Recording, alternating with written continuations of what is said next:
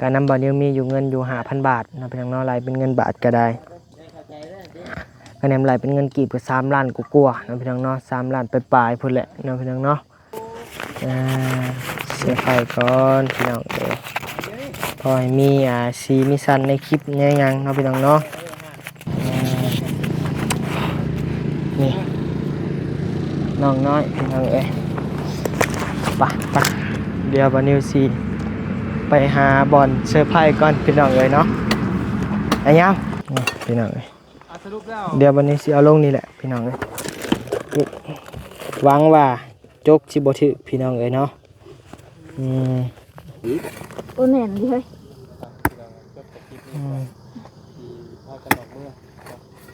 โอ้บ่ได้เมืองค่อยๆเฮ้ยน้อยยังไงน่ะบ่จับเบิ่งมึงดูก็เป็นตาคุดต่ออยู่เนาะมาช้าๆสิคุดจักแหละได้อ่านชื่อตัวเองก็บ่เป็นตายังตาเหลือกไปแล้วผีเข้าบ่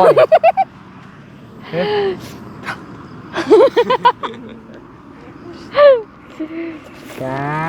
เป็นไปทุกที่แบบคนเฮาป่านนี้เงินแดนพี่น้องเอ้ยจักว่าให้ทองคำบ่จักเด้อความเจ็บบ่ให้ได้ความไข้บ่ให้มีปรารถนาสิ่งใดขอให้ได้สิ่งนั้นทรงความมุ่งมั่นปรารถนา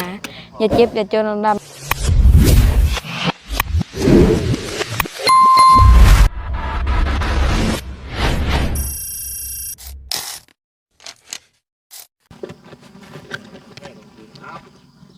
พี่น้องเอ้ยกราบทักทายสบายดีเด้อพี่น้องเอ้ยทักทายสบายดีอยู่เฮือนอยู่ซานหลังใหม่ของน้องน้อยพี่น้องเอ้ยเนาะเป็นเฮือนหลังหนึ่งที่ว่าตั้งสง่าอย่างงามนะพี่น้องเนาะเป็นเฮือนที่ว่าทางทีมงานเฮาได้ก่อตั้งขึ้นนะพี่น้องเนาะและก็ร่วมจากผู้ใหญ่ใจดีนะพี่น้องเนาะทางบ้านทางซองน้องน้อยเฮาก็ได้พี่น้องเอ้ยเอานี่แหละเนาะพี่น้องเนาะเปิดคลิปเปิดภาพมากับบรรยากาศช่วงค่อยค่ำลงแรงได้พี่น้องเด้อเนาะช่วงแดดตะเวนตกดินพี่น้องเอ้ยเนาะบรรยากาศยามแรงพี่น้องเอ้ยเนาะโอ้ยมีโดนเด้เนาะพี่น้องเนาะสิบินให้พี่น้องเบิ่งบรรยากาศรอบข้างของเฮือนของซานน้องน้อยนะพี่น้องเนาะบินไปเบิ่งป่าเบิ่งดอนพี่น้องเอ้ยเอาอดใจรออีกน้อยนึงนะพี่น้องเนาะถ้าบานิวได้เงินได้คำแล้วจึงสิซื้อมาบินให้พี่น้องได้เบิ่งได้ชมนำกันพี่น้องเอ้ยเดี๋ยวสิปล่อยกระปุกเงินก่อนพี่น้องเอ้ยเนาะกระปุกอมสินก่อนมือละเล็กมือละหน่อยมันก็สิได้อยู่ดอกว่านะพี่น้องเนาะเอาพี่น้องเอ้ยจังได้กับจังหวะกันอีกทีนึงนะพี่น้องเนาะมาพ่อในบัดนี้กะบานิวมีข่าวดีนะพี่น้องเนาะมีข่าวดีมาแจ้งพี่แจ้งนอกพี่น้องเอ้ยแจ้งพ่อแม่พี่น้อง FC ป้าลุงผู้ใหญ่ใจดีเนาะพี่น้องเนาะข่าวดีเรื่องนั้นก็มีแต่ให้พี่น้องติดตามเบิ่งไปนำกันนะพี่น้องเนาะเรื่องข่าวดีนี่ก็ห่วยพี่น้องเลยเนาะก็จังใดพี่น้องสิว่ายังก็ว่าหัวออกบาทนี่พี่น้องเลยถือว่าเป็นข่าวดีแหละพี่น้องเลยเนาะเป็นข่าวดีของน้องน้อยเฮาพี่น้องเลยเนาะทรงเฮือนน้องน้อยนี่ก็เป็นทรงโมเดิร์นเลยพี่น้องเด้อเนาะเป็นทรงอันที่ว่าคล้ายๆบ้านน้องสายฟ้าแต่ว่าตัวนี้เป็น9 เสาเนาะพี่น้องเนาะตัวน้องเฮือนน้องสายฟ้าเป็น12 เสาพี่น้องเอ้ยก็เป็นเฮือนดินนะพี่น้องเด้อสิก่อห้องประมาณ2 ห้องนี่แหละพี่น้องว่าแต่การเรื่องก่อเรื่องหยังนี่ก็จังว่ากันณตอนนี้ก็ยังขาดเรื่องสังกะสีเด้อพี่น้องเด้อไว้หน้าไว้ตามาทางบานิวก่อนยังขาดเรื่องแผ่นไม้บ่แม่นแผ่นไม้ขาดแผ่นสังกะสียังก็ยิบซ้ำบ่แม่นยิบซ้ำยังก็สังกะสียังไงแผ่นอะลูซิ่งพี่น้องเนาะขาดตัวนี้พี่น้องเลยตอนนี้ก็ได้กระถามว่าขาดหลายบ่กันยังบ่หลายถือว่าหมดพุ่นแหละพี่น้องเลยเนาะ10,000 บาทแต่ว่าค่าสร้างนี่เริ่มใกล้จะพอแล้วค่าสร้าง 15,000 บาทบอกคือว่าในนี้บอกท่านบ่นี้จำบ่ผิดนะพี่น้องเนาะการนำบ่อนิวมีอยู่เงินอยู่5,000 บาทนะพี่น้องเนาะไหลเป็นเงินบาทก็ได้ก คะแนนไหลเป็นเงินกีบก็3 ล้านกว่าๆเนาะพี่น้องเนาะ3 ล้านปลายๆพุ่นแหละเนาะพี่น้องเนาะบานิวก็ได้มายันว่าทางบ่าวเตียงเนาะพี่น้องเนาะเพิ่นมามอบให้แล้วก็เก็บไว้กับบานิวให้บานิวจัดการต่อเนาะพี่น้องเนาะแล้วก็มีทางผู้ใหญ่ใจดีเพิ่นนั่นแหละพี่น้องเอ้ยจำนวนเงินก้อนนี้แหละเนาะ3 ล้านกว่าๆพี่น้องเอ้ย3 ล้าน5,000 บาทซะเนาะพี่น้องเนาะนี่แหละพี่น้องเอ้ยเดี๋ยวทางบานิวก็สิไปมีเรื่องเซอร์ไพรส์อยู่มื้อนี้เนาะพี่น้องเนาะสีน้อยหรือหลายเซอร์ไพรส์ไว้ก่อนเนาะพี่น้องเนาะคำเพิ่นว่าเนาะพี่น้องเนาะจังว่ากันมื้อนี้วานิวก็ได้รับข่าวดีมาจากผู้ใหญ่ใจดีจากฝั่งไทยเนาะพี่น้องเนาะจากพ่อใหญ่ใจดีเพิ่นเนาะพี่น้องเนาะเป็นเงินอยู่จำนวน500 บาทพี่น้องเอ้ยเงินกีบเฮาก็ตกเท่าใดเบิ่งวานิวยังบ่ไปรับเงินแต่ว่าสิมาแจ้งให้น้องเพิ่นก่อนเนาะพี่น้องเนาะเดี๋ยวสิเอาเงินวานิวนี่แหละให้น้องเพิ่นแล้ววานิวจะสิไปรับเอาเงินตำหลังนะเดี๋ยวบอนิวคูณเบิ่งก่อนว่าเงินกีบตกเท่าใดนะพี่น้องเนาะ500 บาทคูณ6เท่าใดวะ80นะพี่น้องเนาะไล่เลขช่วงเลย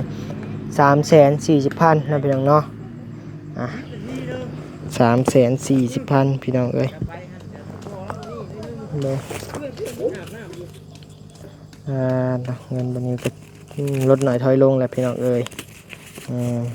2 3 แสน3 แสน40,000เงินพี่น้องเอ้ยอันนี้บ่ได้ไล่ค่าธรรมเนียมออกเด้อพี่น้องเอ้ยคะแนนบัดนี้ไปหับอายุ5นี่สิเสียค่าธรรมเนียมอีก20,000พี่น้องเอ้ยเนาะ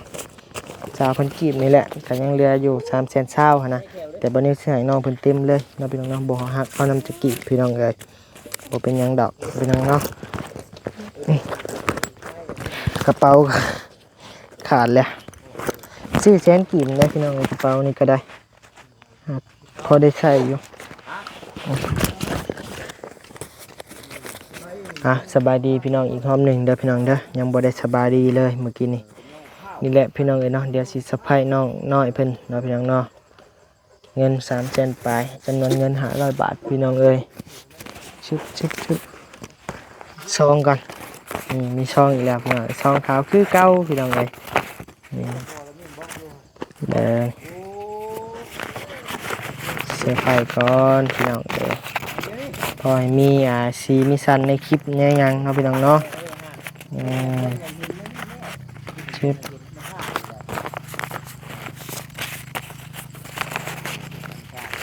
พี่น้องเด้อ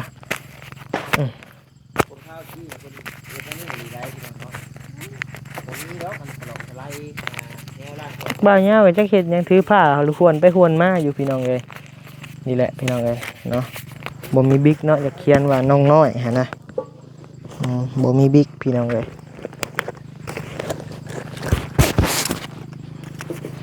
เดี๋ยวไปเอาขี้ทานเขียนน้องน้อยพี่น้องเลย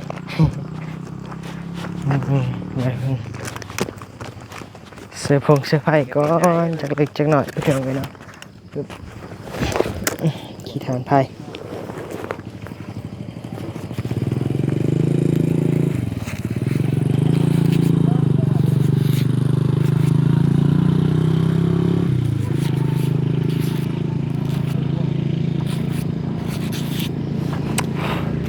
นี่น้องน้อยพี่น้องเอ้ยไปเดี๋ยววันนิวซีไปหาบอลเสื้อผ้าก่อนพี่น้องเลยเนาะไอ้เงาแล้วนี่เตรียมเครื่องเสื้อผ้าน้องมันนี่งบป่ะ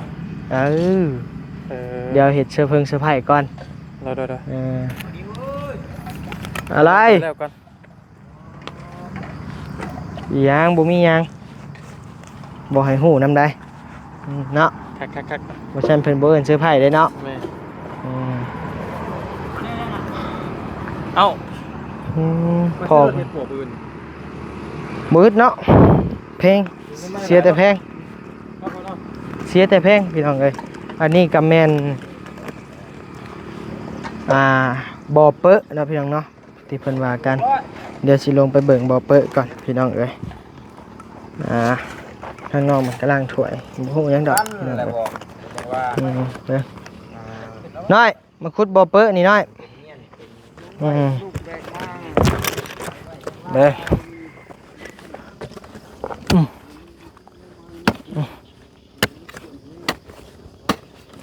พี่น้องเอ้ย สรุปแล้ว เดี๋ยววันนี้สิเอาลงนี่แหละพี่น้องเอ้ยหวังว่าจกสิบ่ถึกพี่น้องเอ้ยเนาะ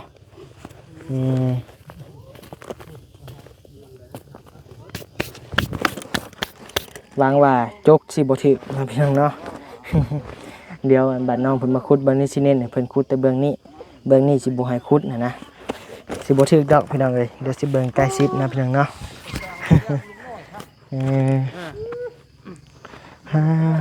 ขุดมันก็บ่ยากดอกอันนี้เนาะพี่น้องเนาะมัน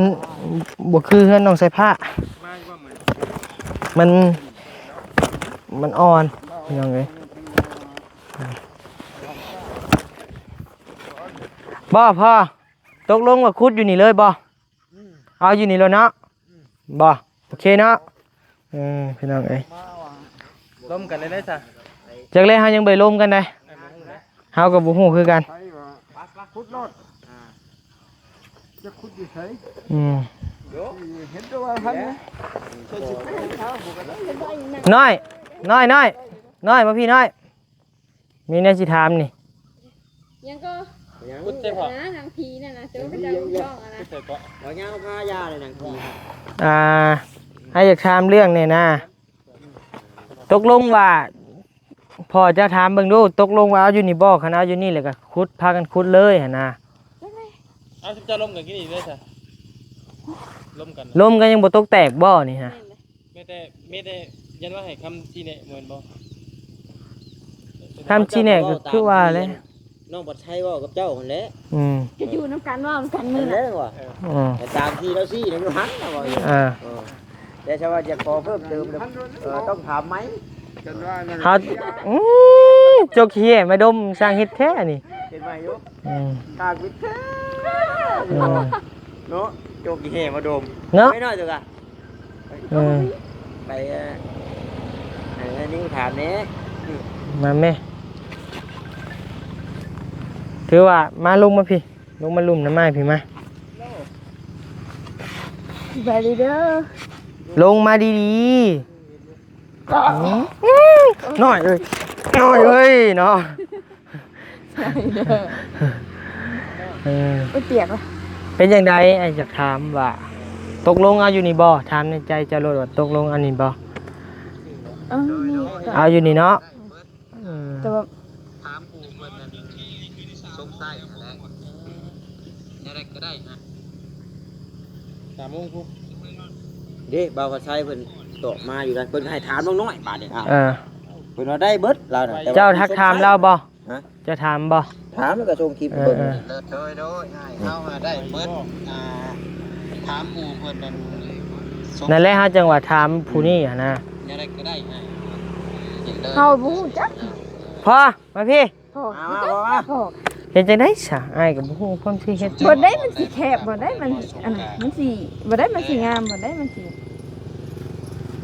วายแล้วน้องเอ้ยโซเลกันอยู่น่ะชาอันตัวไอ้คุดนี่คุดอันบอลที่พากันซี่อันถ่ายคลิปมื้อนั้นพากันคุดบอลพากันยืนถ่ายคลิปกับเจ้านั่น แต่ว่าถามน้องน้อยก็บ่จักถามตาพ่อก็บ่จัก คือแนวว่าพ่อเพิ่นมักอยู่นี่ก็จัดการเลยนะเฮาบ่ยาก พ่ออยู่นี่ เออ โอเค โอเค ได้คำตอบแล้ว โอเคเท่านี้นะพี่น้องเนาะวันนี้อยากฮู้ น้องน้อยสิว่าพื้นเนาะ แม่น อ่า ก็อยู่นี่ก็ได้เลยบ่ยากดอกน้อง ยอง เห็นว่าหนังอ่ะดิ เราจะไม่ล้อเล่นน้ำคุณเลยนะ จบเลย โอ้ยอมแล้วซะขุดเบื้องนั้นมันแล้วก่อนขุดเอาแต่แจนั่นมันแล้วก่อน เอาส่วนหั่นเสียบจุ๊บรถมันยังบ่ได้อันส่วนหลายเทื่อ พูนแจพูนไอ้เว้านะเออ เอาโจกคุดแล้วบ่แล้วเฮาได้ส่วนอีก อุ่นเห็นดิเฮ้ย พากันออกเมื่อ โอ้ มาแล้วถามนม บ่ได้เมื่อง่ายเด้เฮาคำพูนแหละ ดาถูก เดี๋ยวอ้ายเมื่อก็บ่ยาวหรอกแล้วว่าเพิ่นว่าเฮาบ่เมื่อง่ายว่าอ้ายสิเมื่อก็บ่ยาวก็ได้ว่ะ เดี๋ยวอ้ายเฮาได้4-5คลิปเลยว่าเฮาจะได้2คลิปนึง เนี้ยว่ะบ่คือได้ยินว่ามีนัดมีนิดสิดอกก็นี่ก็สิเมื่อก่อนก็บ่ยาวนี่หยังก็ เดี๋ยวมีคำมาส่งบ่มาดิ บ่แล้วให้วาต้าแล้ว โอ้ดี วาต้าแล้วมาส่ง บ่ได้ รถถ้ามันเข้าบ่ได้ไอ้มันขี้ดินมันสูง ได้ เอาบ่ได้ลีได้ดีไซน์บ่ได้อีหลี ขอตัดแล้วบ่ ยุ่งโลด เองหมดเลย ฉันแล้วใช่ว่า ขี้ต้มบัดนี่นะน้อย สิต้องจันเพิ่นไปตก บื้นโน่นน่ะขึ้นก็บ่ได้น้อย มันก็เป็นทางขึ้นอยู่ โอ้ย ทางปูทางอะไรอยู่ เยอะกันให้ได้เด้อ เบิ่งออกเบิ่งออกอืม ก่อนโอ้คือนะ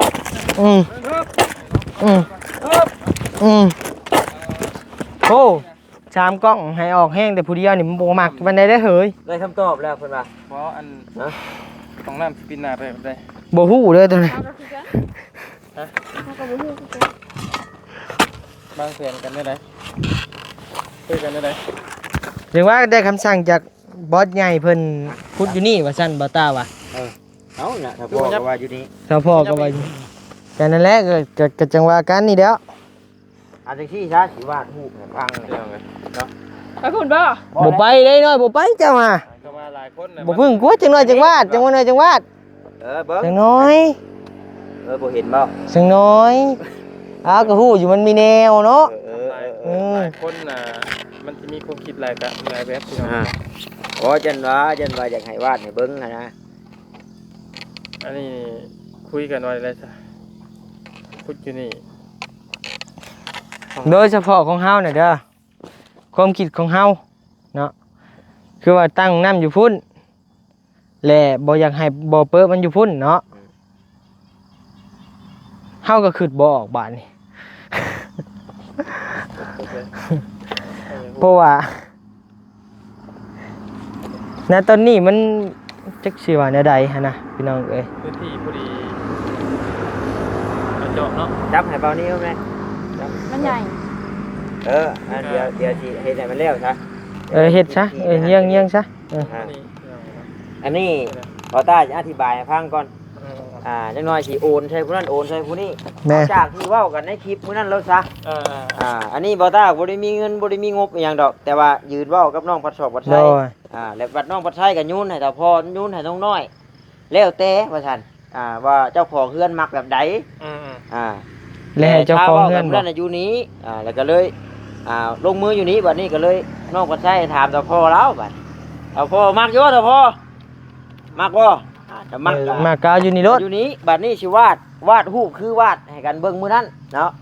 สมมุติว่าหลุมอยู่นี้เห็นบ่ โดย ห้องมันอยู่นี้ประมาณนี้เห็นบ่ โดย เรือนมันน่ะอันนี้ห้องน้ำก็บ่กว้างเลยดอกนี่ประตูนี่อวยมาพี่ประตูนี่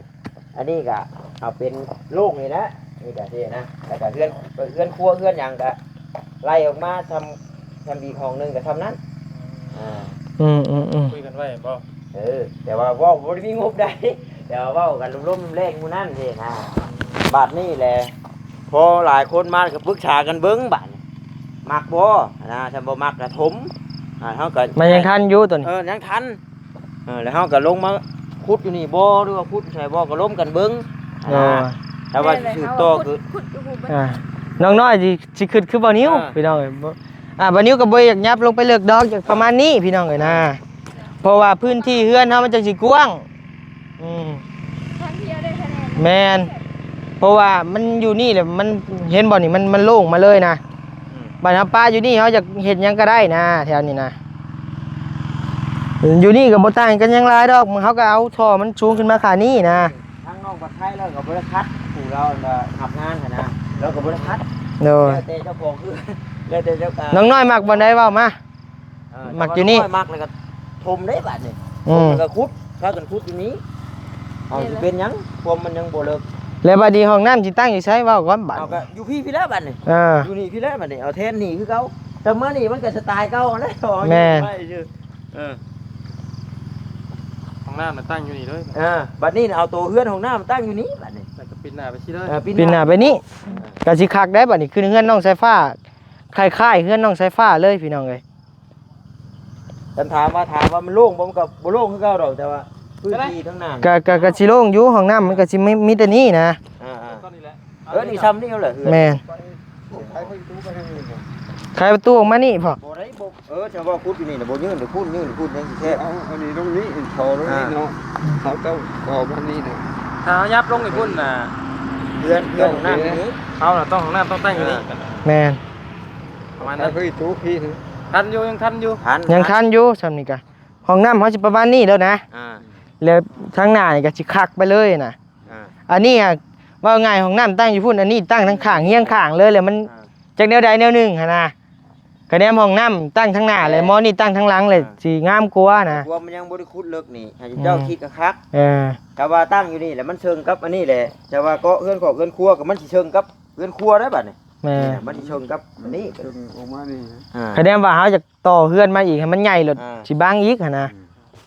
คิดไว้เรื่องอนาคตดอก แต่ว่าอยู่นี่ก็คันว่าบ่เปอะอยู่นี่กับห้องน้ำอยู่นั่นมันก็สิโซบ่เปอะโพดนะเว้าง่ายก็ได้เว้าสไตล์เฮาอยากเฮ็ดคือบ่เปอะหลังบ้านคือแบบอันหลังห้องน้ำคือแบบเฮือนน้องสายฟ้านะ เขาก็งามเนาะ ว่า ซึมลง นี่ก็คักเลยนี่ คักเลยงามเด้ ประมาณนั้นเนาะ สิว่าได้ แต่ว่ารวมกันซื้อคลิปนี่ ทม โอ้ถมกับมันขับเลย เดี๋ยวเราก็มันจิบ่ได้ทมนะ เนาะ โอ้อย่าเพิ่งชมก็คุดก่อนกว่าเนาะ คุดได้ไหนดิ อ้าวก็มันมีอยู่ยังวะ ยังนะ มียังก็ยากกว่านะ เนาะคุดไหมพ่อคะ โอ้ยังทีถมอยู่บ่คุดนะ บ่คือคุดตัวนะ คุดดูนะ ลองเอาจับจกไป ธนาการบ่มาพ่อ ธนาคารด้วย มาพอมาสิเบิ่ง คือชมลูกนะบ่ได้มีแผลคัดได้บ่าวไทยเราก็บ่ได้คัดได้ บ่มีไผคัดดอก ตัดสินเด้ นี่นะนี่เฮาอยากได้ประมาณนี้ นี่แหละนี่ปึ๊บแจหนึ่งอยู่นี่ปึ๊บแจหนึ่งอยู่นี่นะมาอีกแจหนึ่งก็อยู่นี่แจหนึ่งก็อยู่นี่นะประมาณนี้ ประมาณนั้นคุดเลย เอาเลยแบบมันเลย เอาขุดตัวนี้ก่อน ฮะ ยังคืออยากคุดตัวนั้นอยู่เลย ฮะเอาจังหน่อยทมลืมเลยจังไดมียังกะยาแล้วเนาะ เอาเพิ่นมีแนวซะ เฮ้ยน้อยไปขุดเบิ่ง คุดซะ น้อยไปขุดเบิ่งมา คุมทับไปจักเลย ประตู พ่อสมบัติปิยักษ์ ตัวนี้เฮานี่ ไปขุดตัวนั้นพุ่นหมดเจ้านะเรางงนะฮะเราไปหู้นะฮะ ยังบ่มักอยู่บ่ เอานี่บ่จะเอานี่บ่ เจ้าบ่มักนะทมได้ เรามักตัวนี้จักบ่ จะเอาตัวนี้บ่ ตัวนี้ก็เอา บ่ให้เว้าแบบบ่ ว้าวเอาเลยนะ เอาอยู่พุ่นแล้ว เอาอยู่พวกเรา ห้องน้ำใส่มันตั้งพี่อันนี้เฮาอยู่นี่ อัน อัน นี้ นั้นไม่ เขา เห็น เฮ็ พุ ด ทธ บนเฮือนห้องน้ำเนาะ โดย อันนี้เขาตั้ง บ่เป๊ะแมน โดยทึกบ่บัด ได้บ่บัดนี้ มัก เห็นบ่บัดแล้วสิเอา คือเนาะ แล้วมักแล้วก็พุด ว่า บัดนี้ ปกปักสาเหตุไว้น่ะก็สิอันแนะนำไปแนวนี้นะเว้าง่ายเว้าเรื่องความงามซะนี่แค่คนมาเนาะห้องน้ำรถอยู่นี่บ่เป๊ะรถอยู่นี่นะสมมุติว่ามีงานยันนี่ก็สิมาล้างถ้วยนั่นนี่ก็บ่เป๊ะรถนี่นะ จ้า เ ข้างวะเอาเลยวะ คุณรถ เลยวะ ลุกได้แล้วเนาะ น้อย เอายอม เลยวะ พุทธิ ขอเพิ่น ค่อยๆเฮ้ยน้อยยังไงนะบ่จับเบิ่งมึงดู ก็เป็นตาคุดต่ออยู่ เนาะมาซะน่าสิคุดซะ ตึง ดึงอ๋อ อุ้ยเสียงหัวหน่อยเอาดีไหมนี่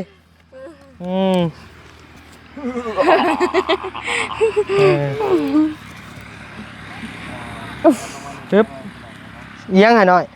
Happy birthday to you เขียนในใดน่ะ จะหมดขาดจะ ถือไปป่ะ จักแหละ เคยอ่านชื่อตัวเองกับบ่เป็นตายังตาเหลตาเหลือกไปแล้วพี่เข่าบ่อย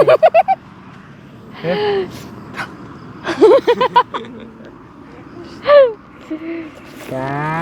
เป็นไปทุกที่แบบคนเฮาบาดนี้เงินแดนพี่น้องเอ้ย จักว่าหายทองคำกับว่าจักอยู่ ทองคำมาดิเฉยทองคำเท่าไรน่ะ 1 2 3 3แสน40 340เงินบาท500 บาทน้อย โดย อ๋อโธ่พี่น้องเอ้ยไปนั่งคุดห้องน้ำกับพ่อคุ้มทรัพย์บาทนี่พี่น้อง นี่แต่ว่าสรุปแล้วก็ นอนอยู่ดีบ่ นั่งนี่รถ อยู่นี่ เพื่อนก็ยาดอกมืออื่นฮัดถมบัด กาเด้อไอ้สิบอกเป็นเงินของทางพ่อใหญ่ใจะดีที่เพิ่นโทรหาเจ้าว่านนี่แหละจื้อบ่ โอ้เจ โอเคจะมีแต่ขอมขอบใจเพิ่นเนาะ โดย พอแล้วฉันก็โกนเก่าแล้ว ขอขอบคุณผู้ใหญ่ใจดีจากฝั่งไทย ขอให้พ่ออยู่ดีมีแห้งความเจ็บบ่ให้ได้ ความไข่บ่ให้มีปรารถนาสิ่งใดขอให้ได้สิ่งนั้นสมความมุ่งมั่นปรารถนา อย่าเจ็บอย่าจนลำเรื่อยๆเด้อพ่อเด้อสา